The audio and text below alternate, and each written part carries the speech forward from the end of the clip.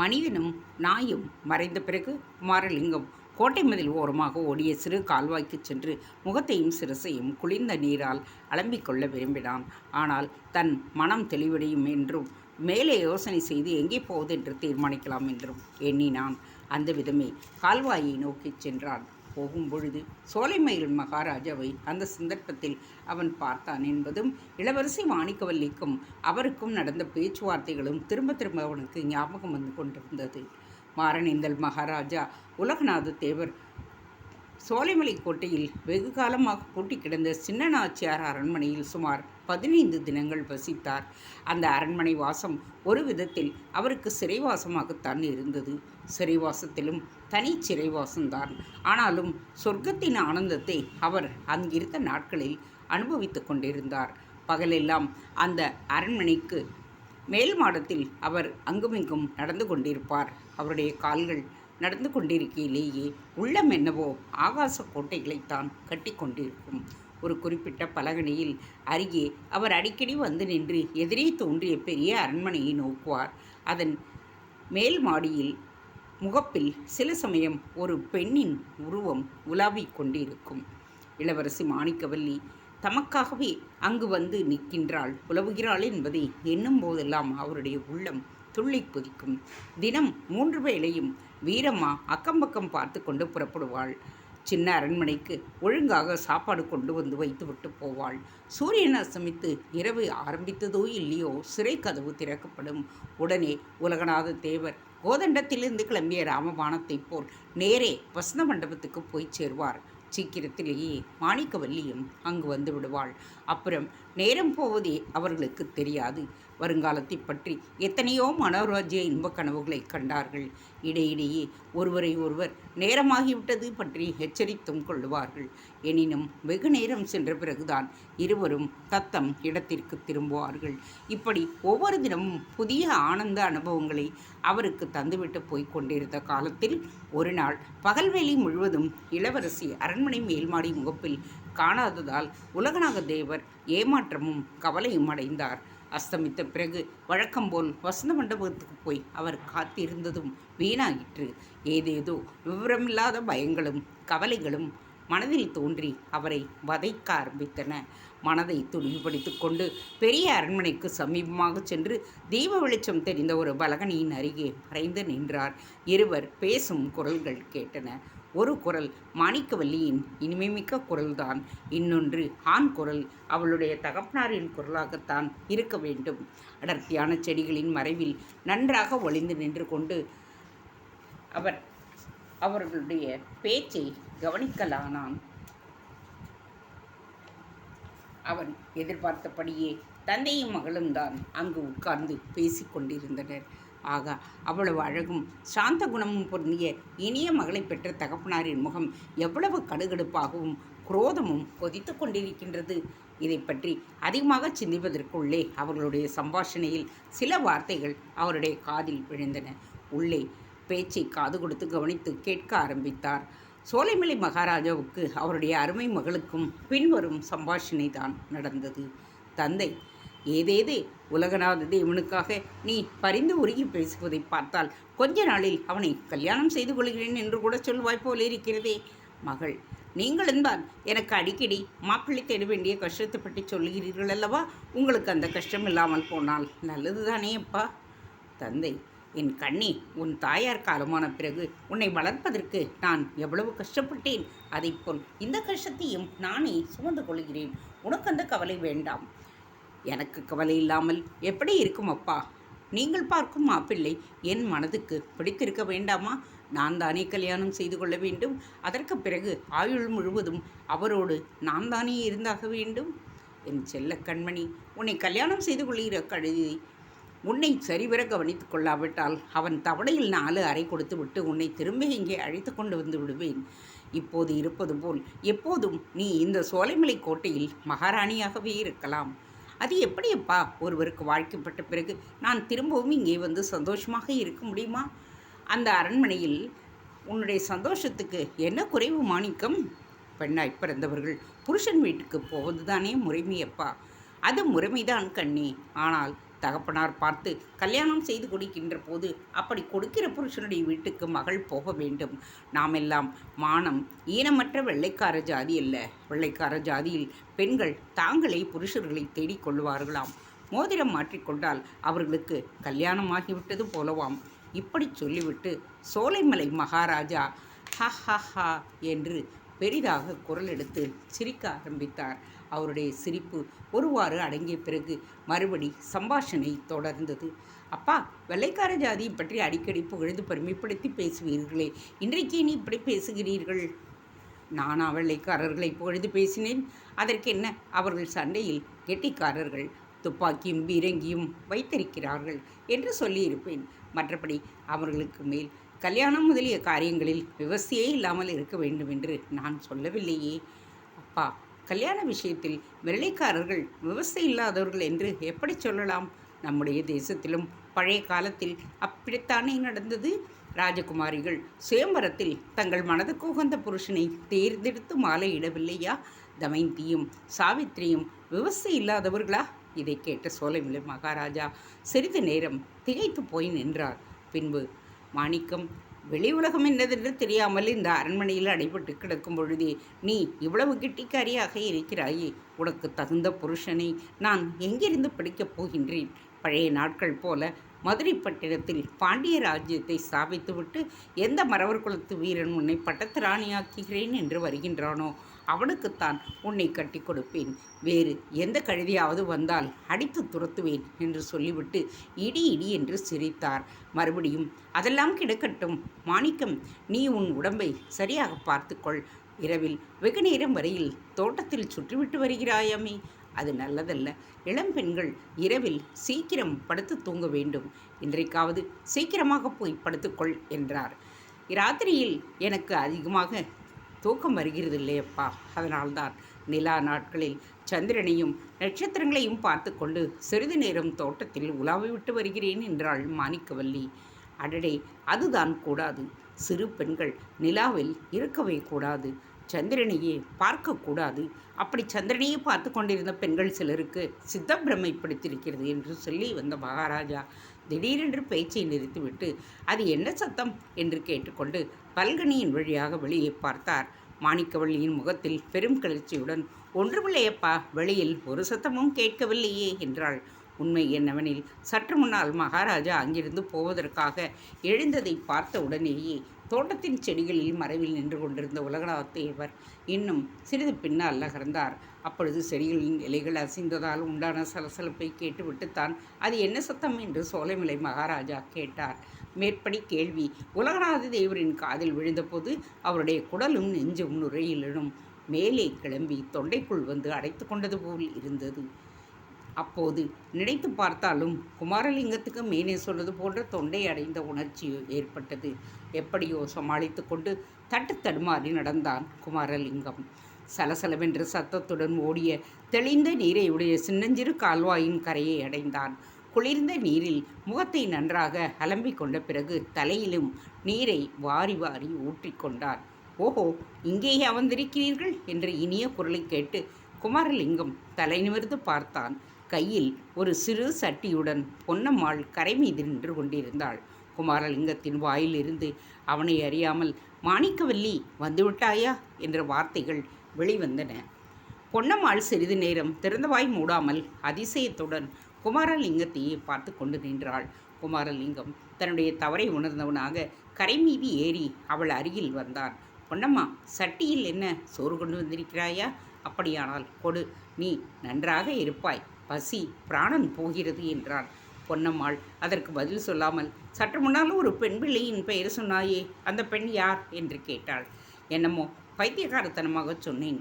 யாராக இருந்தால் என்ன? அந்த சட்டியை இப்படி கொடு, நான் இப்பொழுது சாப்பிட வேண்டும். முடியாது, நீ நிஜத்தை சொன்னால்தான் கொடுப்பேன், இல்லாவிட்டால் திரும்ப கொண்டு போய் விடுவேன். என்ன சொல்ல வேண்டும் என்கிறாய்? ஏதோ ஒரு பெயர் சொன்னாயே, அதைத்தான். மாணிக்கவல்லி என்று சொன்னேன். அவள் யார்? அப்படி ஒருத்தி ஊரில் விட்டு வந்திருக்கிறாயா? உனக்கு கல்யாணமாகிவிட்டதா? இல்லை பொன்னம்மா, இல்லை. கல்யாணம் என்ற பேச்சையே நான் காதில் போட்டுக்கொள்வதில்லை. சுவாமி விவேகானந்தர் என்று கேள்விப்பட்டிருக்கிறாயா? அவர் என்ன சொன்னார் தெரியுமா? இந்த நாட்டில் ஒவ்வொரு மூடனும் கல்யாணம் செய்து கொள்கிறான் என்கிறார். நம்முடைய தேசம் சுதந்திரம் அடையும் வரை நான் கல்யாணம் செய்து கொள்ளப் போவதில்லை. தேசம் தேசம் தேசம். உனக்கு தேசம் நன்றாயிருந்தால் போதும். வேறு யார் கேட்டாலும் பரவாயில்லை. ஆம் பொன்னம்மா, அதுதான் நிஜம். தேசம் நல்லா இருந்தால் தானே நாம் எல்லாரும் நன்றாக இருக்கலாம். தேசமும் ஆச்சு, நாசம் அத்தும் போச்சு. சரி, அந்த சட்டியை இப்படி கொடு. அதெல்லாம் முடியாது. நான் கேட்டதற்கு பதில் சொன்னால்தான் தருவேன். எதற்கு பதில் சொல்ல வேண்டும்? யாரோ ஒரு தீன் பெயரை சொன்னாயே, இப்பொழுது அவள் யார்? பொன்னம்மாள் ரொம்ப பொல்லாதவள். பொய்யென்ற வார்த்தையே சொல்லாதவள். அன்னம் படைக்க மறுத்திடுவாள். சொன்னதை சொல்லிவிடுவாள் என்று கேலி குரலில் பாடினான் குமாரலிங்கம். பொன்னம்மாள் கடுமையான கோபம் கொண்டவள் போல் நடித்து, அப்படியானால் நான் போகிறேன் என்று சொல்லிவிட்டு திரும்பி நடக்கத் தொடங்கினாள். பொன்னம்மா, உனக்கு புண்ணியம் உண்டு. கொண்டு வந்த சோற்றை கொடு. சாப்பிட்ட பிறகு நீ கேட்டதற்கு பதிலை நிச்சயமாக சொல்லுகின்றேன். முன்னாலேயே அப்படி சொல்வது தானே வீண் பொழுதுபோக்கு. எனக்கு இப்பொழுது நேரமில்லை. அப்பா வேறு ஊரிலிருந்து வந்து விட்டார். இதை கேட்டதும் குமாரலிங்கத்தின் மனதில் ஒரு சந்தேகம் உதித்தது. பொன்னம்மா, உன் தகப்பனார் வந்து விட்டாரா? அவர் எப்படி இருப்பார்? எப்படி இருப்பார்? 2 கால் 2 கையோடு தான் இருப்பார் என்று சொல்லிக்கொண்டே பொன்னம்மாள் கால்வாய்க்கரையில் உட்கார்ந்து சட்டியை குமாரலிங்கத்திடம் நீட்டினாள். இது சோறு இல்லை, பலகாரம். இலை கொண்டு வர மறந்துவிட்டேன். சட்டியோடு தான் சாப்பிட வேண்டும் என்றாள். ஆகட்டும், இந்த மட்டும் ஏதோ கொண்டு வந்தாயே, அதுவே பெரிய காரியம் என்று சொல்லி குமாரலிங்கம் சட்டியை கையில் ஏந்தி கொண்டு அதில் இருந்த பலகாரத்தை சாப்பிட ஆரம்பித்தான். எங்கள் அப்பாவுக்கு உன் பேரில் ரொம்ப கோபம் என்று பொன்னம்மாள் திடீரென்று சொன்னதும் அவனுக்கு பலகாரம் தொண்டையில் அடைத்து கொண்டு புறையேறி விட்டது. பொன்னம்மாள் சிரித்து கொண்டே அவனுடைய தலையிலும் முதுகிலும் தடவி கொடுத்தாள். இருமல் நின்றதும், நல்ல வேளை பிழைத்தாய், உன்னைத்தான் நான் நம்பி இருக்கிறேன் என்றாள். என்னை எதற்காக நம்பி இருக்கிறாய்? எல்லாவற்றுக்கும் தான். வீட்டிலே எனக்கு கஷ்டம் தாங்க முடியவில்லை. அப்பாவோ ரொம்ப கோபக்காரர். சின்னாயி என்னை தினம் தினம் பதைத்து எடுத்து விடுகிறாள். ஐயோ பாவம். ஆனால் உன் அப்பாவுக்கு என் பேரில் கோபம் என்றாயே, அது ஏன்? என்னை அவருக்கு தெரியவே தெரியாதே. எப்படியோ அவருக்கு உன்னை தெரிந்திருக்கிறது. நேற்று இரவு உன் பெயரை சொல்லி திட்டினார். இதென்ன கூத்து? என்னை எதற்காக திட்டினார்? ஏற்கனவே அவருக்கு காங்கிரஸ்காரன் என்றால் ஆகாது, கதற்கட்டிய காவாலி பயல்கள் என்று அடிக்கடி திட்டுவார். நேற்று இரவு பேச்சுவாக்கில் அதன் காரணத்தை விசாரித்தேன். எங்கள் அப்பா நிலவொத்தியின் பேரில் நிறைய பணம் கடன் கொடுத்திருக்கிறார். காங்கிரஸ்கார கவர்மெண்ட் நடந்த பொழுது கடன் வாங்கியவர்கள் கடனை திருப்பி கொடுக்க வேண்டியதில்லை என்று சட்டம் போட்டு விட்டார்களாமே. அதனால் அப்பாவுக்கு ரொம்பவும் நஷ்டம். ஆமாம், விவசாய கடன் சட்டம் என்று ஒரு சட்டம் வந்திருக்கிறது. அதனால் கடன் வாங்கியிருந்த எத்தனையோ விவசாயிகளுக்கு நன்மை ஏற்பட்டது. உன் தகப்பனாருக்கு மட்டும் நஷ்டம் போல் இருக்கிறது. அது மட்டுமில்லை, காங்கிரஸ்காரனுங்க கள்ள சாராய கடையெல்லாம் மூடணுங்கிறார்களே. ஆமாம், அது ஜனங்களுக்கும் நல்லது தானே. உங்கள் அப்பா தண்ணி போடுறவராக்கும். இந்த காலத்திலே தண்ணி போடாதவங்க யார் இருக்காங்க? ஊரில் 3/4 பேர் பொழுது சாஞ்சதும் கள்ளுக்கடை சாராய கடைக்கு போகிறவங்க தான். அதோடு இல்லை, எங்கள் அப்பா ஒரு சாராய கடையை குத்தகைக்கும் எடுத்திருக்கிறார். ஓஹோ, அப்படியானால் சரிதான். கோபத்துக்கு காரணம் இருக்கிறது. ஆனால் என் பேரில் அவருக்கு தனிப்பட்ட முறையில் எதற்காக கோபம்? நான் என்ன செய்தேன்? சேட்டை மூட்டை செவ்வாய்க்கிழமை எல்லாமாக சேர்ந்து கொண்டது போல ஆகியிருக்கிறது. கோர்ட்டில் அவர் தாவா போட்டு இருந்தாராம். ஜனங்கள் கோர்ட்டை தீ வைத்து கொளுத்து விட்டார்களாம். அதனாலே அவருடைய பத்திரம் எரிந்து போய்விட்டதாம். உன்னாலே உன்னுடைய பிரசங்கத்தை கேட்டதால் தான் ஜனங்கள் அப்படி வெளியில் அடித்து கொண்டு கோர்ட்டை கொளுத்தினார்கள் என்று சொல்லிவிட்டு உன்னை திட்டென்று திட்டினார். ஆனால் நீ இங்கே இருப்பது அவருக்கு தெரியாது. அவர் கையில் மட்டும் நீ அகப்பட்டால் உன் முதுகு தோலை உரித்துவிடப் போவதாக அவர் கத்திய பொழுது எனக்கு ரொம்பவும் பயமாக இருந்தது. அதனால்தான் காலங்காத்தாலேயே உன்னை பார்ப்பதற்கு வந்தேன். குமாரலிங்கத்துக்கு பளிச்சென்று ஒரு காட்சி ஞாபகத்துக்கு வந்தது. அன்று காலையில் அந்த பக்கமாக போன கடுகடுப்பான முகத்தை கனவிலே சோலைமலை அரண்மனையில் மட்டுமல்ல, வேறு ஒரு இடத்திலும் அவன் பார்த்ததுண்டு. அவனுடைய வீராவேச பிரசங்கத்தை கேட்டு ஜனங்கள் சிறைக்கதவை உடைத்து தேசபக்தர்களை விடுதலை செய்த அன்று பொதுக்கூட்டம் ஒன்று நடந்ததல்லவா? கூட்டம் ஆரம்பிக்கும் சமயத்தில் ஒரு சின்ன கலாட்டா நடந்தது. அதற்கு காரணம் அன்று காலையில் அந்த பக்கமாக ஒற்றையடி பாதையில் போன மனிதன்தான். அவன் அன்றைக்கு போதை மயக்கத்தில் இருந்தான்.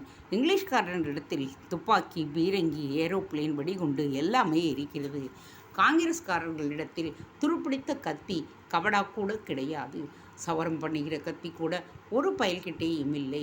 இந்த சூரன்கள் தான் இங்கிலீஷ்காரனை விரட்டி அடிச்சிட போறானுங்களாம். போங்கடா போக்கட்ட பயல்களா என்று இது மாதிரி அவன் இறைந்து கத்தினான். பக்கத்தில் இருந்தவர்கள் அவனிடம் சண்டைக்கு போனார்கள். தொண்டர்கள் சண்டையை விலக்கி சமாதானம் செய்து அவனை கூட்டத்தில் இருந்து வெளியேற்றினர். இவ்வளவையும் ஒரு நிமிஷத்துக்குள் குமாரலிங்கத்தின் ஞாபகத்திற்கு வந்தது. அன்று மதியம் மறுபடியும் பொன்னம்மாள் சாப்பாடு கொண்டு வந்தாள். இலையை போட்டு பரிமாறினாள். அவன் மௌனமாக சாப்பிட்டான். காலையில் கலகலப்பாக இருந்தாய், இப்பொழுது ஏன் ஒரு மாதிரியாக இருக்கிறாய்? பொன்னம்மாள் கேட்டாள். ஒன்றுமில்லை பொன்னம்மா, காலையில் நீ சொன்ன விஷயங்களை பற்றித்தான் யோசித்து கொண்டிருந்தேன் என்றான். என்ன யோசித்து கொண்டிருந்தாய்? பொன்னம்மாள் திரும்பவும் கேட்டாள். உன் தகப்பனார் என்னிடம் இவ்வளவு கோபமாக இருக்கும் பொழுது நான் இங்கே இருக்கலாமா என்றுதான் யோசனையாயிருந்தது. காலையில் உன்னை ஒன்று கேட்க வேண்டும் என்றிருந்தேன், மறந்துவிட்டேன். உனக்கு ஞாபக மறதி அதிகம் போல் இருக்கிறது என்றாள் அவள். அப்படி ஒன்றும் நான் மறதிக்காரனல்ல. உன் முகத்தை பார்த்தால்தான் பல விஷயங்கள் மறந்து போகின்றன. வயிற்றுப்பசியை தவிர என்று குறுக்கிட்டு சொன்னாள் பொன்னம்மாள். ஆம், வயிற்றுப்பசியை தவிரத்தான். பசி வந்திட 10ம் பறந்து போகும் என்று பெரியோர் வாக்கே இருக்கின்றதே. போகட்டும், காலையில் என்னை என்ன கேட்க வேண்டும் என்று எண்ணினாய்? சூரியன் உதித்து ஒரு நாழிகை பொழுதுக்கு இந்த பக்கமாக ஒரு பெரிய மனுஷர் போனார். அவர் முகத்தை பார்த்தால் ரொம்பவும் கோபக்காரர் என்று தோன்றியது. ஒருவேளை அவர்தான் மணியக்காரரோ என்று கேட்க எண்ணினேன். இருந்தாலும் இருக்கும். அவர் பின்னோடு ஒரு நாய் வந்ததா? ஆம், பெரிய வேட்டை நாய் ஒன்று வந்தது. இங்கே வந்ததும் அது குரைத்தது. அந்த பெரிய மனிதர் கையிலிருந்து தடியால் அதன் மண்டையில் ஒரு அடி போட்டார். அப்படியானால் நிச்சயமாக அப்பாத்தான். உன்னை அவர் பார்த்து விட்டாரா என்று திகிலுடன் கேட்டாள் பொன்னம்மாள். இல்லை, பார்க்கவில்லை. அந்த மொட்டைச்சுவருக்கு பின்னால் நான் மறைந்து கொண்டேன். நாய்க்கு மோப்பம் தெரிந்து குறைத்திருக்கிறது. அதற்கு பலன் தலையில் ஓங்கி ஒரு அடி விழுந்தது. நல்ல வேளை, கரும்பு தோட்டத்துக்கு இந்த வழியாகத்தான் அப்பா நிதமும் போவார். தப்பித்தவர் அவர் கண்ணில்கள் நீ பட்டு விடாதே. அவர் கண்ணில் படாமல் இருப்பதென்ன? இந்த இடத்திலிருந்து கிளம்பியே போய்விட உத்தேசித்திருக்கிறேன் பொன்னம்மா. அதுதான் சரி, உடனே போய்விடு. முன்பின் தெரியாத ஒரு ஆண் பிள்ளையை நான் நம்பினேனே. என்னுடைய புத்தியை விறகு கட்டையால் அடித்து கொள்ள வேண்டும். இப்படி பொன்னம்மாள் சொன்ன பொழுது அவளுடைய கண்கள் கலங்கி சற்று முன் அவள் யோசித்து முடிவு செய்திருந்த தீர்மானங்கள் எல்லாம் காற்றில் பறந்து போயின. இந்த கள்ளம் கபடமற்ற பெண்ணை முதலில் தான் சந்தித்தது இன்னும் 24 மணி நேரம் கூட ஆகவில்லை என்பதை அவனால் நம்ப முடியவில்லை. உன்னை பிரிந்து போவதற்கு எனக்கும் கஷ்டமாகத்தான் இருக்கிறது. ஆனாலும் வேறென்ன செய்யட்டும், நீதான் சொல்லேன் என்று உருக்கமான குரலில் கூறினான். நீ இப்பொழுது சொன்னது நிஜமாக இருந்தால் என்னையும் உன்னோடு இட்டுக்கொண்டு போ என்று மணியக்காரர் மகள் கூறிய பதில் குமாரலிங்கத்தை ஒரு குலுக்கு குலுக்கிவிட்டது. சற்று நிதானித்துவிட்டு அவன், பொன்னம்மா, உன்னையும் என்னோடு அழைத்து போகவல்ல சொல்லுகின்றாய்? அதற்கு எனக்கு பூரண சம்மதம்தான். உன்னை பார்த்த பிறகு கல்யாணம் செய்து கொள்ளவில்லை என்கிற தீர்மானத்தை கூட கைவிட்டு விட்டேன். ஆனால் சமய சந்தர்ப்பம் தற்பொழுது சரியாக இல்லையே. நானோ போலீஸ் புலிகளிடம் அகப்படக்கூடாதென்று தப்பி ஓடி வந்தவன். என்னை நான் காப்பாற்றிக் கொள்வதே பெரிய கஷ்டம். உன்னையும் கூட அழைத்து கொண்டு எங்கே போக, என்னத்தை செய்ய? என்னை உன்னோடு அழைத்து கொண்டு போவது கல்லை கட்டி கொண்டு கேணியில் விழுகிற மாதிரி தான். அது எனக்கும் தெரியாமல் இல்லை. அதனால்தான் உன்னை இங்கேயே இருக்கச் சொல்லுகிறேன் என்றாள் பொன்னம்மாள். அதெப்படி முடியும்? நீதானே சொன்னாய், உன் அப்பா என்னை பார்த்து விட்டால் கடித்து விழுங்கி விடுவார் என்று. அது மெய்தான். ஆனால் இந்த பாழும் கோட்டையிலும் இதைச் சேர்ந்த காடுகளிலும் நீ யார் கண்ணிலும் படாமல் எத்தனை நாள் வேண்டுமானாலும் இருக்கலாமே. சாப்பாடு கொண்டு வந்து கொடுப்பதற்கு நான் இருக்கின்றேன். உனக்கு என்ன பயம்? எனக்கு ஒரு பயமும் இல்லை பொன்னம்மா. ஆனால் எத்தனை நாள் உனக்கு இப்படி சிரமம் கொடுத்து கொண்டிருப்பது? என்ன காரணத்தை சொல்லிக்கொண்டு தினம் தினம் நீ சாப்பாடு கொண்டு வருவாய்? வேண்டாம் பொன்னம்மா, நான் எங்கேயாவது போய் தொலைகிறேன். உனக்கு கஷ்டம் கொடுக்க நான் விரும்பவில்லை. பொன்னம்மாள் பரிகாசத்துக்கு அறிகுறியாக கழுத்தை வளைத்து தலையில் தோளில் இடித்து கொண்டு கூறினாள். பேச்சை பார் பேச்சு எனக்கு கஷ்டம் கொடுக்க விருப்பம் இல்லையாம். நான் தானே சொன்னேன், நீ இந்த இடத்தை விட்டு போனால்தான் எனக்கு மன கஷ்டம் உண்டாகும் என்று. நானோ பெண் ஜென்மம் எடுத்தவள். உயிர் இருக்கும் வரையில் யாருக்காவது சோறு படைத்துத்தானே ஆக வேண்டும். உனக்கு சில நாள் சோறு போட்டு கொடுப்பதில் எனக்கு என்ன கஷ்டம்? ஒன்றுமில்லை. தோட்டத்தில் கரும்பு வெட்டி வெல்லம் காய்ச்ச முடிவதற்கு 15 நாட்கள் ஆகும். அதுவரையில் நான் இந்த வழியாக நித்தம் போக வேண்டியிருக்கும். அப்பாவுக்கு சாப்பாடு கொண்டு போவேன். அப்பொழுது உனக்கும் கொண்டு வருகிறேன். குமாரலிங்கம் குறுக்கிட்டு, பொன்னம்மா, உன் தகப்பனாரை நினைத்தால் எனக்கு கொஞ்சம் பயமாகத்தானே இருக்கிறது. அவரை பார்க்கும்போதே முன்கோபக்காரர் என்று தோன்றுகிறது. என் பேரில் வேறு, அவருக்கு விசேஷ கோபம். அதற்கு காரணம் இல்லாமலும் போகவில்லை.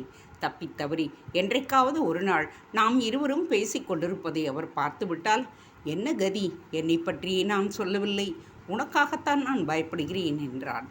ஐயா, எங்கள் அப்பா பொல்லா மனிதர்தான். ஆனால் ஊருக்குத்தான் அவர் பொல்லாதவர். எனக்கு அவர் நல்லவர். சின்னாயி ஒரு நாள் என்னை பாடாக படுத்தியதை பார்த்து கொண்டிருந்து விட்டார். அதற்காக அவளை மொத்து மொத்தென்று மொத்தியும் விட்டார். அதாவது, உங்கள் அப்பாவினால் உனக்கு ஒன்றும் அபாயமில்லை. வந்தால் எனக்குத்தான் வரும் என்று சொல்கிறாயா? அந்த கேலியை விரும்பாத பொன்னம்மாள் முகத்தை சினுக்கிக் கொண்டு, அப்படியொன்றும் சொல்லவில்லை. எங்கள் அப்பாவுக்கு நான் செல்லப்பெண். சமயம் பார்த்து பேசி உன் விஷயத்தை அவருடைய மனதில் மாற்றிவிடலாம் என்றிருக்கிறேன். முதல் நாள் இரவு சோலைமலை மகாராஜாவும் இளவரசியும் பேசிக்கொண்டிருந்த காட்சியும் தான் பலகனியின் அருகில் மறைந்திருந்து ஒட்டுக்கேட்ட வார்த்தைகளையும் குமாரலிங்கம் நினைவு கூர்ந்தான். பொன்னம்மா, நீ என்னதான் பிரயத்தனம் செய்தாலும் உன் தகப்பனாரின் மனதை மாற்ற முடியும் என்று எனக்கு தோன்றவில்லை என்றான். ஏன் நீ இவ்வளவு அவநம்பிக்கைப்படுகின்றாய்? கொஞ்சம் பொறுத்திருந்து என்னுடைய சாமர்த்தியத்தை பாரேன் என்றாள் பொன்னம்மா. நீ சாமர்த்தியக்காரிதான், அதை பற்றி சந்தேகமில்லை. ஆனால் என் விஷயத்தில் எதற்காக நீ இவ்வளவு சிரத்தை எடுத்துக்கொள்ளுகிறாய்? இன்றைக்கோ நாளைக்கோ என்னை போலீசார் வேட்டையாடி பிடித்து விடலாம். அப்புறம் இந்த ஜென்மத்தில் நாம் ஒருவரை ஒருவர் பார்க்கவே முடியாது. என் உடம்பில் உயிருக்கும் உயிர் ஒரு மெல்லிய கயிற்றின் முனையில் தொங்கிக் கொண்டிருக்கின்றது. எந்த நிமிஷத்தில் இந்த கழுத்தில் சுருக்கு விழுமோ தெரியாது. இப்படிப்பட்ட நிலையில் உள்ள என்னை நீ நம்ப வேண்டாம், நம்பி ஏமாற்றமடைய வேண்டாம் என்று குமாரலிங்கம் இறங்கிய குரலில் சொன்னான். பொன்னம்மாள் உணர்ச்சி மிகுதியால் ஒன்றும் பேசாமல் சற்று நேரம் சும்மா இருந்தாள். பின்னர், ஐயா, விதி எப்படி இருக்குமானால் அதை யாராலும் மாற்றவே முடியாது. ஆனால் சோலைமலை முருகனருளால் அப்படி ஒரு நாளும் நடக்காது என்று எனக்கு தைரியம் இருக்கிறது. என்னுடைய தகப்பனார் மனதை மாற்றுவதற்கு என்னுடைய சாமர்த்தியத்தை மட்டும் நான் நம்பி இருக்கவில்லை. சோலைமலை முருகனுடைய திருவருளையும் தான் நம்பிக்கொண்டிருக்கிறேன். நேற்றிரவு அப்பா இன்னொரு விஷயமும் சொன்னார். இந்த இங்கிலீஷ்கார பயமானுக்கெல்லாம் பூராவும் அவங்கள நம்பிடக்கூடாது. குனிந்தால் முதுகில் உட்கார்வார்கள், நிமிர்ந்தால் காலில் விழுவார்கள்.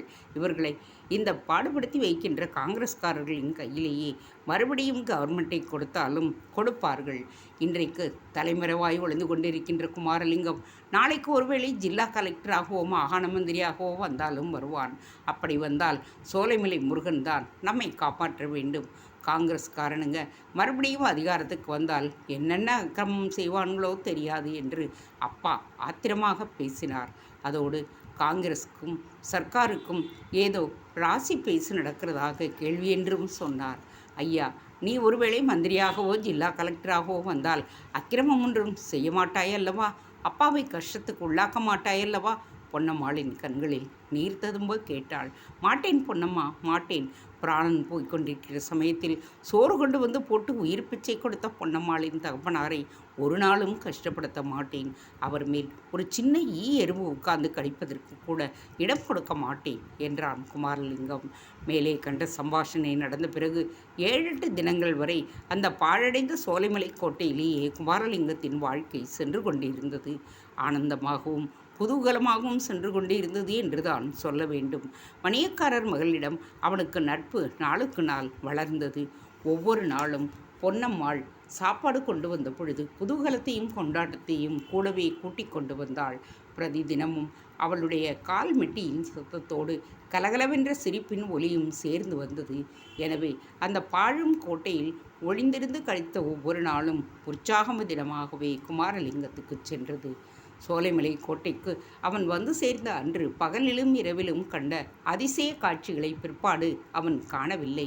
அவையெல்லாம் பல இரவுகள் சேர்ந்தாற்போல் தூக்கமில்லாதிருந்த காரணத்தால் ஏற்பட்ட உள்ள கோளாறுகள் என்று அவன் தேறி தெளிந்தான்.